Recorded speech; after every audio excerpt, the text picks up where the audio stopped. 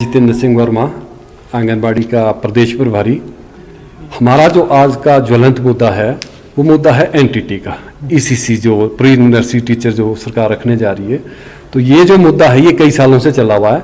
पिछली सरकार ने भी प्री नर्सरी को भरना शुरू कर दिया था, इनकी भर्तियां शुरू की थी, लेकिन इस कार्य को ये दो विभागों से जुड़ा हुआ मुद्दा होने के कारण बड़ा पेचीदा मुद्दा है।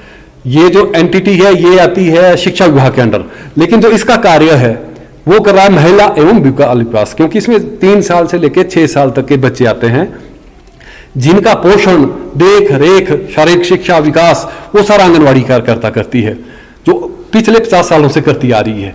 लेकिन जो प्री नर्सरी का मुद्दा है वो अब सरकार ने रोजगार देने के नाम पे, पिछली सरकार ने, भाजपा सरकार ने शुरू किया था, और जब ये भर्ती प्रक्रिया उन्होंने शुरू की तो धड़ाधड़ यहां हमारे, मैं आपको बताना चाहूंगा विशेष बात कि जो एनटीटी की प्रशिक्षण होता है उसका एक भी कोई यहां पे प्रशिक्षण संस्थान हिमाचल के अंदर नहीं है।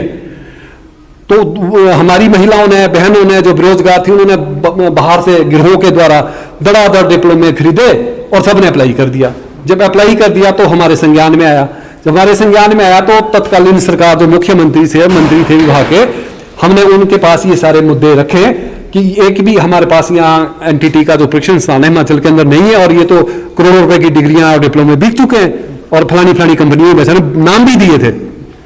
और हमने प्रैक्टिकल आरटीआई से जो हमारे टीचर है वो फ्रॉड सर्टिफिकेट ला के सरकार को दिखाए थे, जो कि सरकार की समझ में आया, और सरकार ने वो एनटीटी का मुद्दा पिछली सरकार ने रद्द कर दिया था।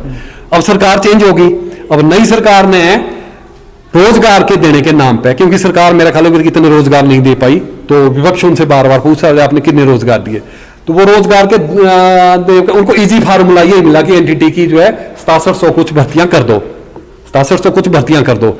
लेकिन उन्होंने ये नहीं देखा कि मरवा टेंड है कि नहीं है। ये मुद्दा दो विभागों से जुड़ा होने के कारण हमने फिर इनसे ज्वाइंट मुलाकात की। तो महिला विकास की जो हमारी सेक्रेटरी है, डायरेक्टर है, उनकी शिक्षा सचिव से भी मुलाकात हुई। तो उस मुलाकात में ये फिर गड़बड़ी पाई गई।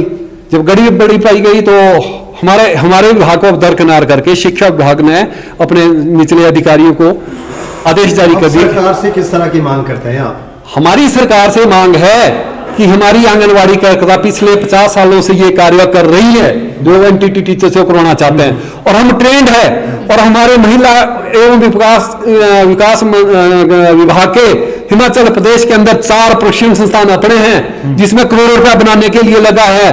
करोड़ों रुपया आंगनबाड़ी कार्यकर्ता की ट्रेनिंग के लिए खर्च चुका है। हम सब ट्रेनिंग छूता है, हमारी कार्यकर्ता सब एसीसी की ट्रेनिंग करी हुई, इन्होंने ईसीसी की ट्रेनिंग सबने कर रखी है। तो इनको क्यों दरकिनारे किया जा रहा है? सरकार क्या कह रही है? सरकार ने आंगनबाड़ी कार्यकर्ताओं को कहा था कि हम 30% कोटा इनको देते हैं। अब 30% कोटा कैसे दे? हम जो है आंगनबाड़ी कार्यकर्ता जो पहले ही सरकार के अधीन काम कर रही है, अब वो तो आउटसोर्स रख रहे हैं, 8000 उनकी तनख्वाह दे रहे हैं, वो तो ठेकेदार के थ्रू है। आप आउटसोर्स का विरोध कर रहे हैं? हम आउटसोर्स का विरोध करते हैं, और एनटीटी यूनियन भी उसका विरोध कर रही है, वो भी हमारे साथ ही है, वो भी विरोध कर रही है। दोनों के विरोध के बावजूद एनटीटी की भर्तियां इलीगल ढंग से शिक्षा विभाग भर रहा है। तो मैं शिक्षा विभाग के अधिकारियों को चेताना चाहता हूं कि अगर उन्होंने ठीक ढंग से महिला विकास विभाग के साथ खाका ना तैयार किया तो शिक्षा विभाग के अधिकारी जिम्मेदार होंगे, क्योंकि इसमें मैक्सिमम डिप्लोमे फ्रॉड है। उनके पास एक संस्थान बताए कि उनके पास एक संस्थान ट्रेनिंग का है, नहीं संस्थान है। और दूसरी बात ये कि जो उसके लिए प्री प्राइमरी में जो मेन चीज, जो 3 साल से 6 साल के बच्चे हैं वही बच्चे आंगनबाड़ी, वही प्री प्राइमरी में जाएंगे। एक ही बच्चे है, वो 2 तो हो नहीं सकते। जब उनके पास जाएंगे तो आंगनबाड़ी कार्यकर्ता बेली होगी। लेकिन जो बजट आता है उसका, जो उसका पोषण का बजट आता है, उसके विकास का बजट आता है, महिला एवं बाल विकास के पास आता है। वो शिक्षा विभाग की उनके पास कौन सा बजट है? उनके पास मिड डे मील का बजट आता है, वो लगती स्कीम है। लेकिन जो आप चाहते हैं कि बाल विकास विभाग ही भर्ती करे?